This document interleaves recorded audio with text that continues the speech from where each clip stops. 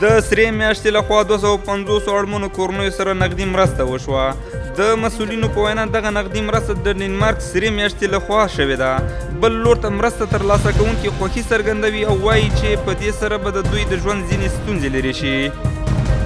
په کندوز کې فرعي کوڅې د کانکریټ کار پای او پر وړاندې یې د خلکو تود هرکلی.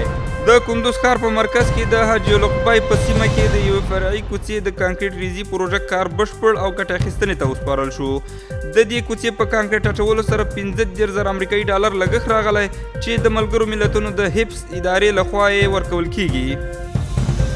8,000 روزګارو کسانو ته د کار زمینه برابرول. د کندوز د اقتصاد ریاست چارواکي وایي د WFP دفتر هوټ لري چې د پیسو په بدل کې د 8,000 بېوزلو کورنیو لپاره د کار زمینه برابره کړي. د دغې پروژې موده 4 میاشتې ده. د یادونې وړ ده چې ګمارل شوي کسان به په ښار کې د نهرونو، ویالو په کیندلو او کثافاتو په پاکولو بوخت وي. د OWE دفتر مسؤلینو د کندوز ولایت د پوهنې رئیس سره وکتل. په دې لیدنه کې د یادې موسسې مسؤلینو په ایمان صاحب ولسوالۍ کې د 15 کورسونو جوړولو خبر ورکړ او په دې کورسونو کې به هغه ماشومان زده کړې وکړي چې د تېرو جګړو له امله له زده کړو بې برخې پاتې شوي وو.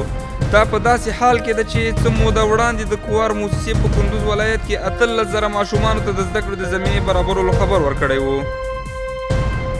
د کندوز د برېښنا ریاست د چارواکو خبرداری.